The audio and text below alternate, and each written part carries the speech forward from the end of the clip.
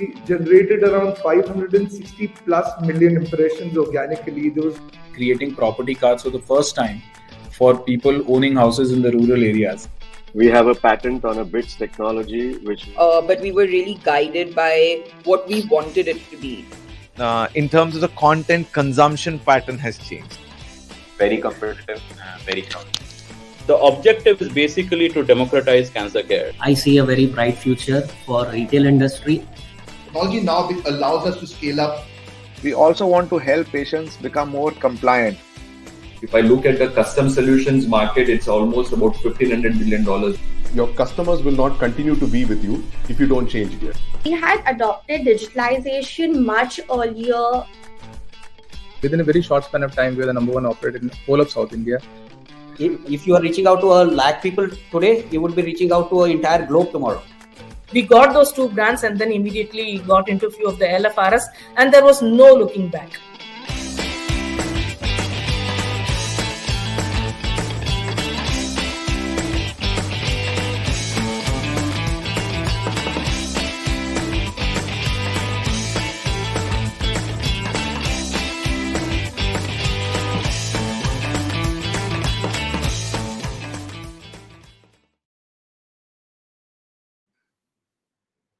Hello, everyone, and welcome to another Friday at 11 a.m. This is the 44th episode of ASCENT Talks, and my name is Ajit Panikar, and I've been an ASCENT member for over 10 years, and I run an air conditioning company called as Nova and a tech-enabled startup in the air conditioning domain called Pure Bloom. And as usual, my co-host is Aleem. How are you doing, Aleem?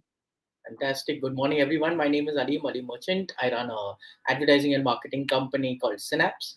And welcome to ASCENT Talks, 44th episode. What is ASCENT, Ajit? Awesome.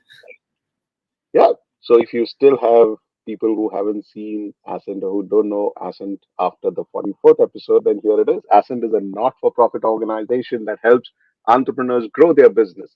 It was founded by Harsh Mariwala, Chairman, Marico Ltd, in 2012 and has helped over 850 entrepreneurs. And ASCENT's key feature is its trust groups, where entrepreneurs share experiences and ideas. ASCENT Talks is hosted weekly to showcase the journeys of its members. So, Alim, let's bring in our guest today. Yes, today we'll cover a beautiful story of Inder Aurora. Inder has more than 32 years of unparalleled experience in the paper industry and is considered a pioneer in imported recovered paper. He's driven by the singular vision to help our planet recover by promoting the use of recovered and recycled paper, and as well as to set new standards in paper trading and converting. Inder set up Tradecom International in 1988 to bring the best recycled and recovered papers as well as wood pulp from across the world to India. He then founded Unisource in 2007 to offer customized solutions to the Indian packaging industry via a range of imported and domestic paper grades. Inder heads teams with pan-India networks and has forged robust business relationships with major paper mills across the globe. He has spoken at global industry conferences with a key focus around recovered paper. Welcome, Inder, to the show. Yeah, hi. Good morning, Ajit. Good morning, Ali. Happy to be on the show and looking forward to half an hour of interesting engagement with you guys. Thank you. Fantastic. Inder, why don't you tell us what is recovered paper, what is recycled paper, and tell us what does Unisource really do today, and your story basically. That's a very good question to start with. Basically, when I came into the trade in 1988, after working almost as an intern with a paper mill, so it used to be known as waste paper. Something which you collect on the streets, offices, converters, and then take it back to your recycling center, bale it, make it ready to go to a paper mill, and then reprocess it and make a paper out of it. And if I can add, my grandma asked me after I passed out, "What do you do, son?" So I said, "I'm doing this business." He says, "This is a Raddi ka business." shame on you. You're doing this business, and I'll talk later on my show as to how this whole industry has evolved over the years. So should I give a snapshot of other companies as well? Go ahead and tell us about, Yeah. So when I started this, India had just started. India was going through a paper famine at that time. So government of India allowed all the business houses that you can bring in a second-hand paper machine and use recovered paper as a raw material to make paper to tide over this challenge. Because India, as it is, we don't have enough forest, and our forestry is all fragmented and owned by small farmers.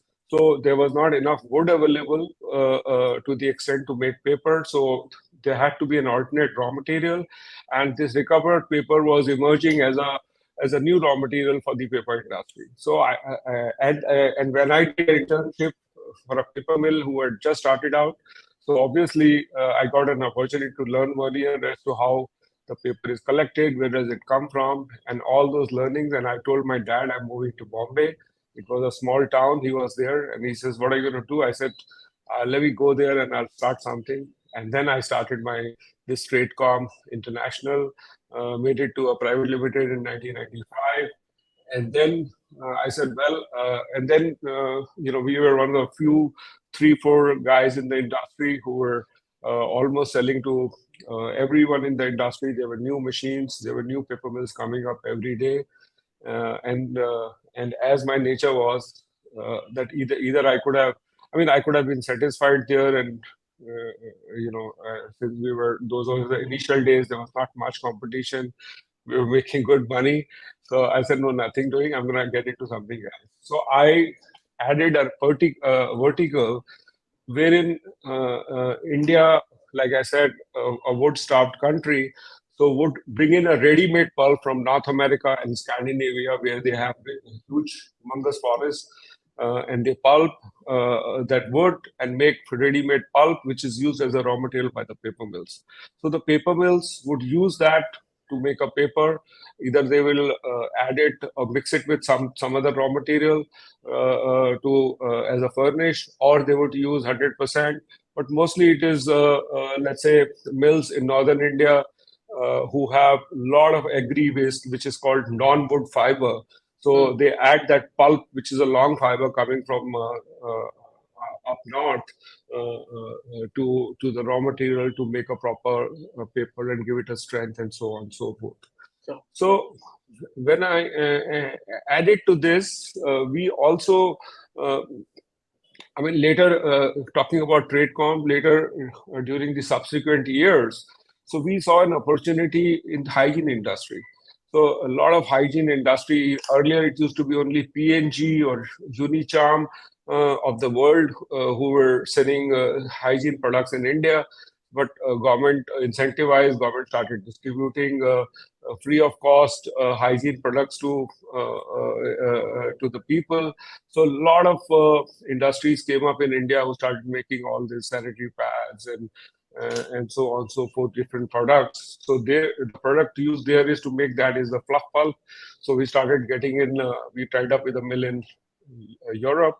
So we started getting in fluff pulp and started selling to all these mills. Wow. So while all this was happening, and I was going around because my job was sourcing from all over the world and selling to the customers in India.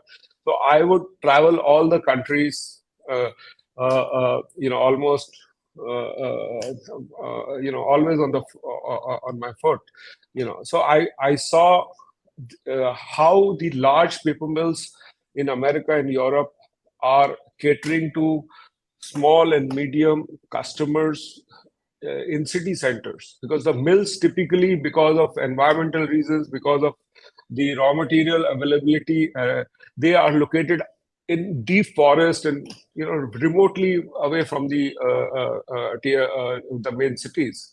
So I saw a lot of converting companies are being used by these paper mills, that they would send them their jumbo rolls, and these converting companies would convert those rolls and supply just in time to the converters in India. So I said, why not I replicate this model in India? So I came back and started looking for a machine. Without a contract in my hand, I got an opportunity to buy a huge machine in America. I flew in 5 days, finalized the deal, and the machine came. And the machine was sitting for 2 years, and I didn't get a job here. People said, oh, you want so much of money, or this work, that work? In a sense, because it was not something which was all conceived and conceptualized. But then I ended up meeting some top guys in ITC. So they saw an opportunity because they were having supply chain challenges, catering to customers from their mill into Bombay, Delhi, and stuff like that. They said they gave me a go ahead. In 3-4 months, we started out a plant for ITC in Pune and one in Delhi, and that changed their entire sales model. Today, you go to a customer using ITC products, Unisource. It is from a Unisource facility, and they place an order today and they get it in 48 hours. Wow. And then alongside, I also saw another opportunity that boxes in India are made by brown paper, and those and that brown paper is not good enough because it is made from recycled fiber. And mills in North America and Europe, they make paper typically out of wood because they have rich forest and all that. So that paper is much stronger than recycled paper, even though both the papers have an application.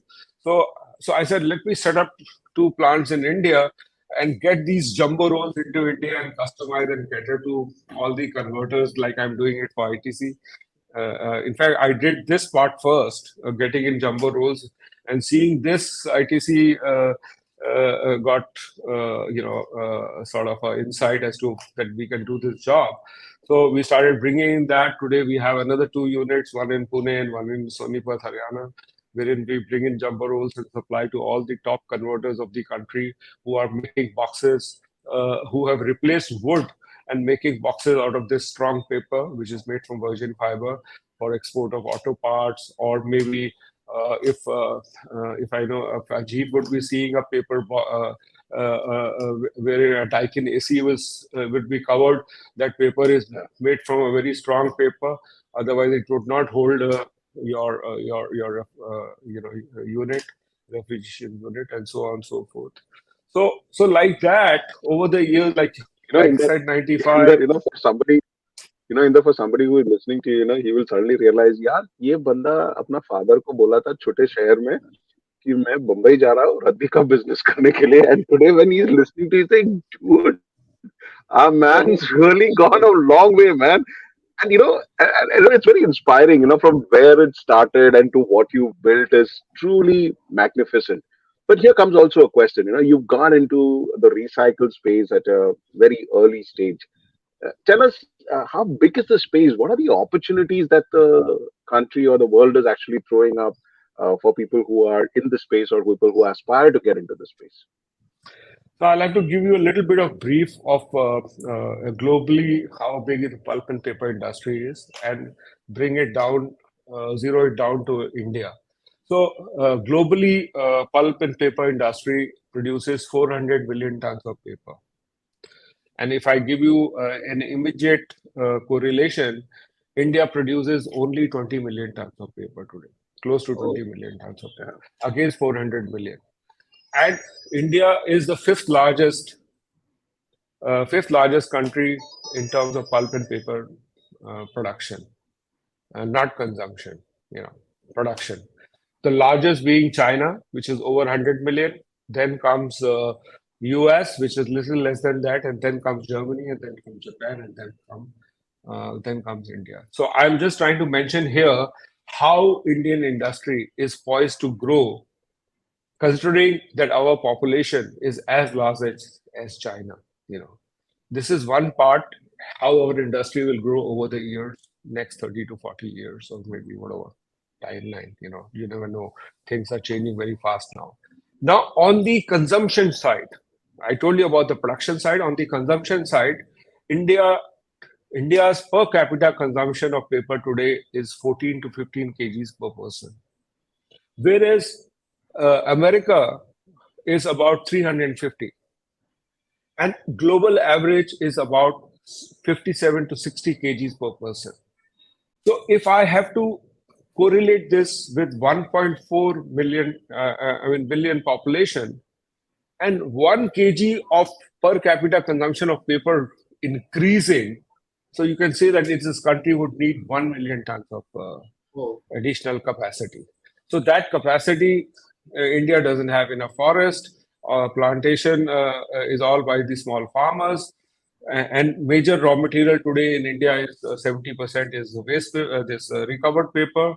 So basically, this and India will grow.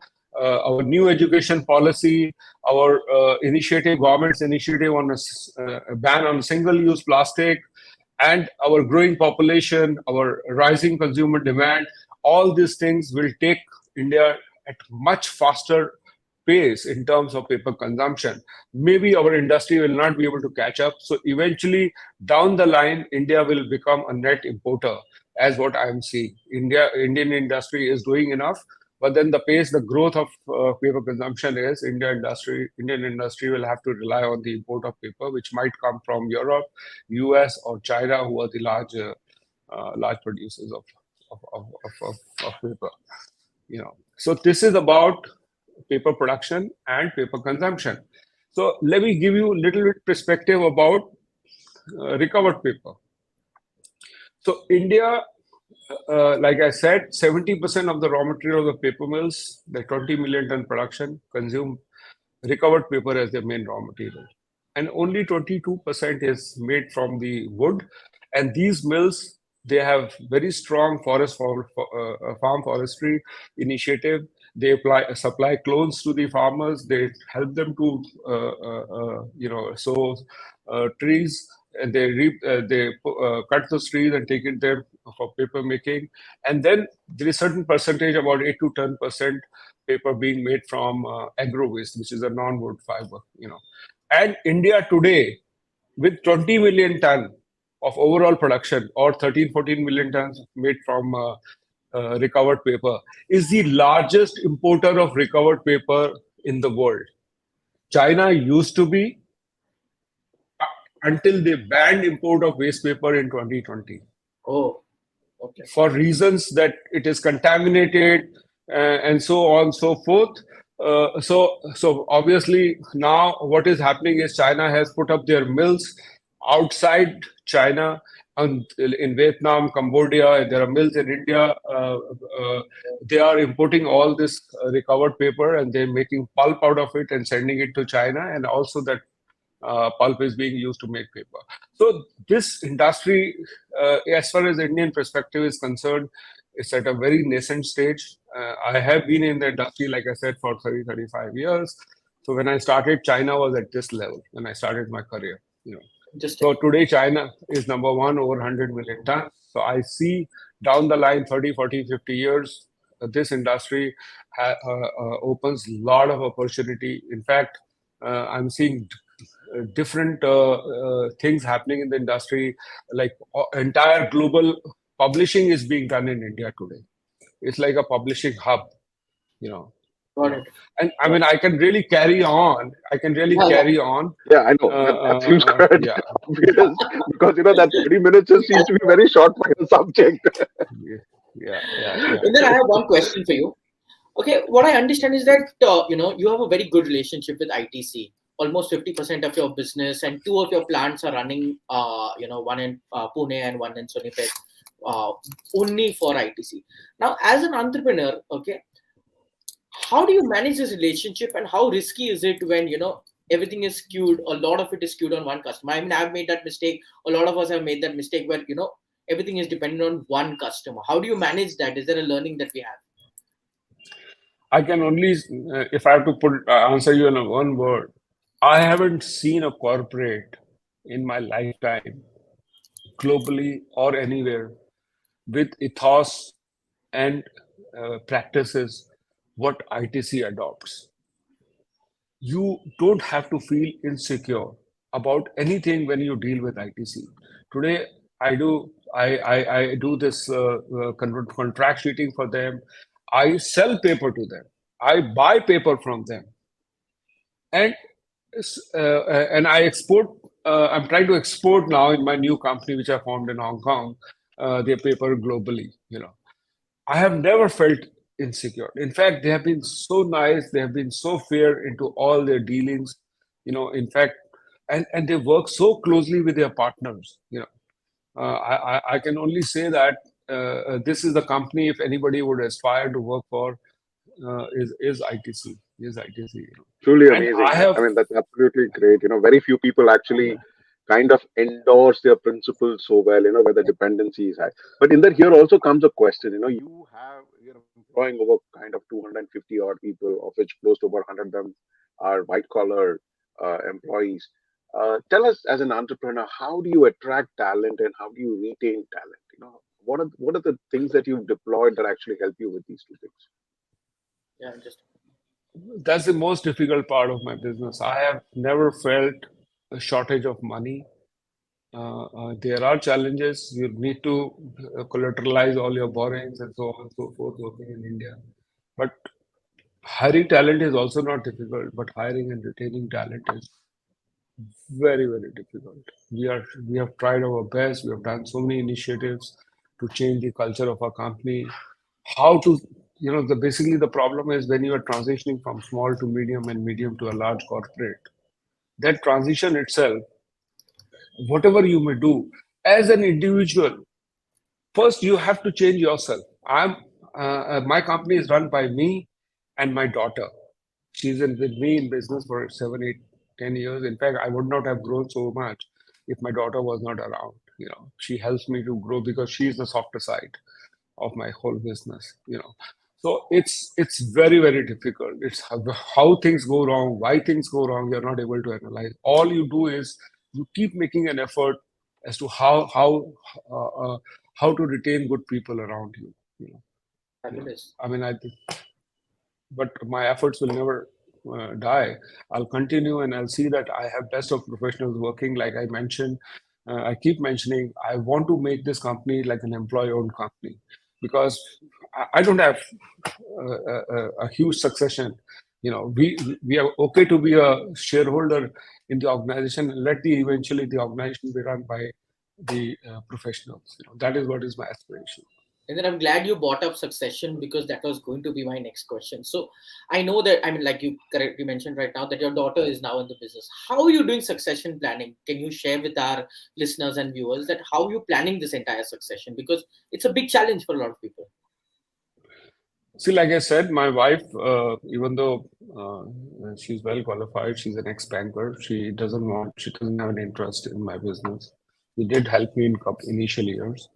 And my daughter, she is 24/7 like me into the business. But we feel that if we have to grow this business to 10x level, we are not good enough. So we have decided that we will stay as custodians of this organization. We will be a board-run company. We will. That's why I've been associated with a couple of guys who have worked with large corporates to tell us as to what are the best practices, how decisions are taken, taking the team along, and hire best of the professionals. That is what is my succession plan. So make my daughter to be good enough to run the organizations. Maybe I may not hang my boots so easily. I will be around, but I am definitely always trying that she takes a front seat and I'm behind. But at times, you have to be alongside. I won't say ahead. So that are my small plans. I hope it answers your question. So in that, I wish your daughter is listening. This is a message for you that you are going to be in the driver's seat and I'm going to be in the back seat. Okay, that's a clear message. I requested her that if you can join, please do join. She is live because I think she's left a comment for you, Aarti Aurora, if I'm not wrong. Okay, that's my wife. That's my wife. That's awesome. She's my critic. She's my absolute strongest critic. We get a lot of vibes on the show. Yeah. Right. So Inder, also here comes the question, as to can you tell us about your ASCENT journey? You've been an ASCENT member, so can you tell us a little about your ASCENT journey? Starting from the day when Ajit, you were the initiator of our group, Money Ballers. You know, it has been very interesting journey. You know, I would just say everything good. There have been times low also, low time for me as a person when I have realized, like you keep analyzing at your mind as to what value it is bringing.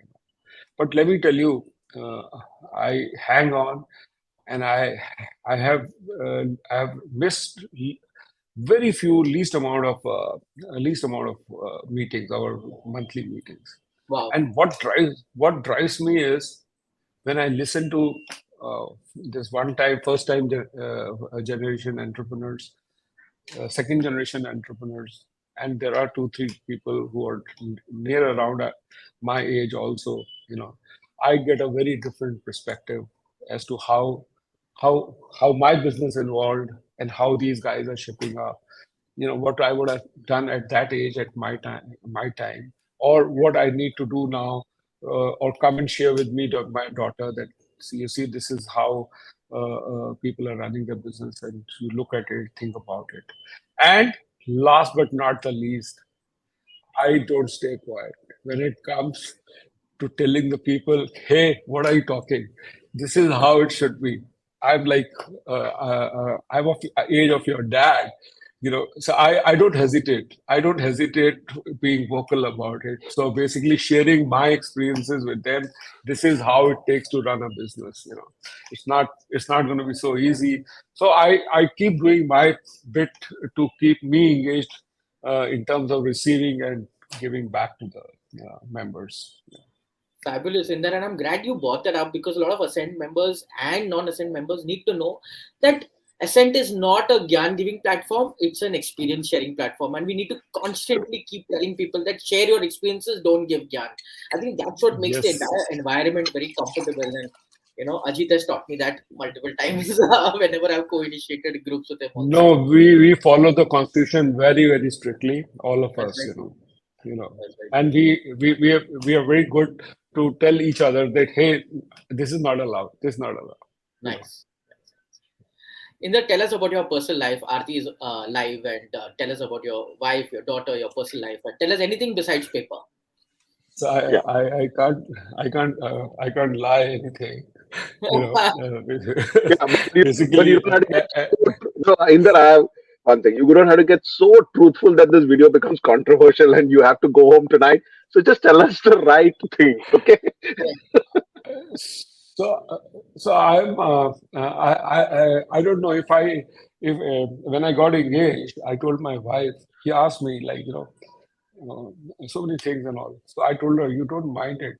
I want to tell one thing honestly. Business is my first wife. She really supported me and said, I have no problem. I said, I have to take care of my work before I take care of anything in my life. And this day, I'm telling you, I have full support from her, because I am more like a all play, no work, make storm a dull boy sort of a person, even though I love trekking, I love cycling, but when it comes to work, this morning also she said, are we going for a walk? I said, no, I have a ASCENT meeting. I need to do some research. So let's do it in the evening, something like that.